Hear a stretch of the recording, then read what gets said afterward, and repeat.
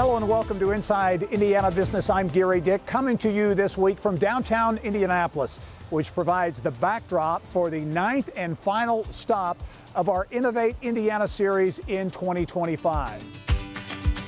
This year we have visited every corner of the state, from the shores of Lake Michigan to the banks of the Ohio River and many points in between, shining a spotlight, engaging conversation around key issues driving regional economies throughout Indiana. Believe it or not, this is year number 4 of having this event in Evansville. More than 3,000 business, community, and academic leaders took part in this year's Innovate series, which highlighted significant momentum and challenges around the state. This week's Innovate event in Indianapolis focused on the economic impact of sports on the regional and state economies. And I'm pleased to be joined now by Patrick Talty, the president of the Indiana Sports Corporation, with more on the impact of sports on Indianapolis and Indiana. Patrick, it's always great to see you. The momentum continues when it comes to sports. 24 and 25, 2 years where it's been nonstop. NBA All-Star, WNBA All-Star, college hoops, just a lot of activity. Oh, I mean, these 2 years have been packed. You think about Olympic swimming trials and our All-Star games, our professional teams doing so well. I mean, sports has been at the center of everything in Indy and has really lifted the community. I mean, it's been unbelievable. And there are other communities that would give anything to have the lineup we've had.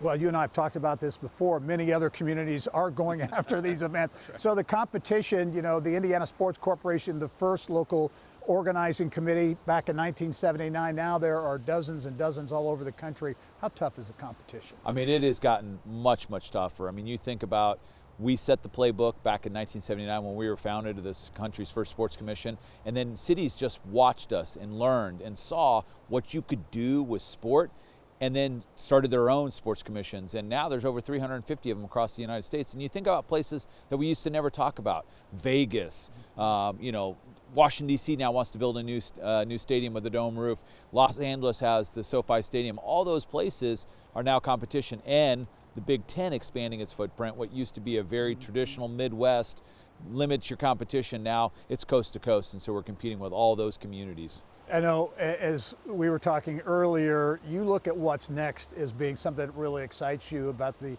vision for the future. You've got a 2050 vision, and kind of at the center of that is going from economic impact to economic development. That is right. I mean, the 2050 vision, which now, it's hard to believe, it's only been about a year since we rolled that out, and people have latched onto it and been excited about it.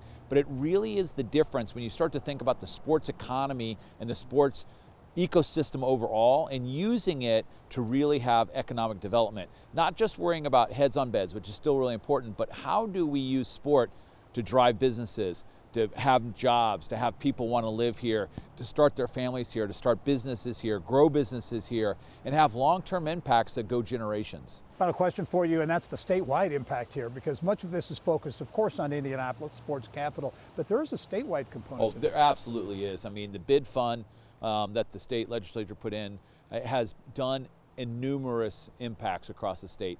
We see communities from all 4 corners that are now using sport as a main driver to help drive their communities, from Fort Wayne to Evansville to Crawfordsville to South Bend. They're all thinking about, how can I attract events and organizations? I mean, you just look at even just Noblesville and Fishers and Westfield and what they were able to attract with Live Golf Indianapolis, and you know they're going to work hard to get the FIFA World Cup to be a host site up there. And then in Fort Wayne, they just hosted the Para World Sitting Volleyball Championships. I mean, that's what's driving and really creating impact and creating development, is those opportunities around the state. Patrick Talty, Indiana Sports Corporation, thanks for joining us as always. Well, the intersection of sports and technology is also seen as a big opportunity for Indianapolis and Indiana. The city and state actively building what is described as a global sports tech hub, an ecosystem involving artificial intelligence, data analytics, and performance. Sports Tech HQ is a nonprofit initiative focused on making Indiana a global hub for sports technology by attracting, growing, and supporting sports tech companies, fostering innovation and connecting startups with resources. At last weekend's Big Ten football championship, Sports Tech HQ held a showcase to shine a light on Indiana's burgeoning sports tech industry, an event that brought together founders, investors, and industry leaders. Tremendous momentum and growth, and there's a lot of growth on the horizon in the sports tech industry in general. And Indiana just makes perfect sense for companies to look to locate their business here just because of the foundation of sport that we have. Sports Tech HQ says it now has about 50 companies as part of its collective, including Bloomington-based Motion. The company was launched about a year ago by Indiana University alumni and has received funding from fellow alum Mark Cuban.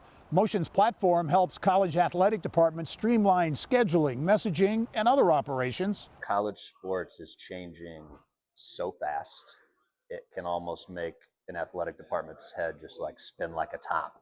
They don't have a lot more people, but the rules and regulations and the money and the new legislation and lawsuits coming just makes this cycle of evolution just go so much faster. Motion wants to bring the technology that steadies them and provides the infrastructure they need to run like a business. Motion says it has already signed partnerships with around 20 athletic departments around the country.